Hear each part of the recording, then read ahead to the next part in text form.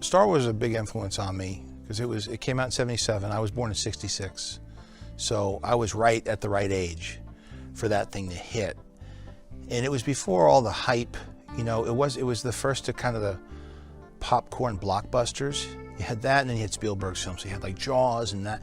But before then, it was still the '70s. You know, it was '70s movies. And I remember seeing, I don't even remember seeing a commercial. I remember seeing like a picture in the newspaper, like the New York Post or something, about the movie.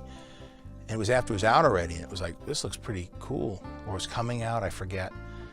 And I saw the picture of like Chewbacca and Han Solo, and whatever the headline was, I was intrigued.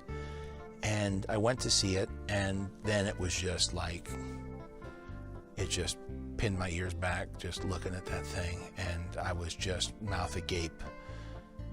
And just like everybody else who grew up in that period and didn't know about it. The show, to me, in the most basic storyline, is about a man who's been following a way of life and has that way of life sort of upended by the introduction of the baby. And it sort of changes his life, and I think he's reevaluating his priorities and what means something to him in his life in the world. So I think it's really sort of about a man discovering something about himself that he had never known until he met the child. I think episode 3, at its core, is essentially a Western. It's a cross between a Western and a samurai movie.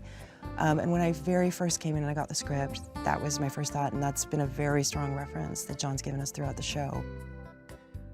As I became a bit more of a student of filmmaking, I really began to appreciate the brilliance of Star Wars and what Lucas had created. And then I, of course, started to read more, and the hero's journey and all those kinds of, books, and began to really appreciate Joe Campbell and what he was saying and understand a lot more. Then, for me, it became, wow, it was beyond being groundbreaking, Star Wars was. It was, in its own way, again, like a crack into some sort of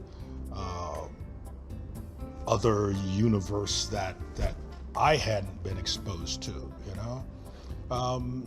So it was pretty phenomenal. Not only what it was at the time, but what it has become. Much of the Star Wars projects is that, yes, there is the Western, but there's also, again, in all of this, there's this very Eastern kind of brushstroke, or brushstrokes that go on. So, there is this kind of the Buddha looking for enlightenment and searching and searching and searching, and finally settling under the tree and realizing that the search wasn't out there, the search was in here.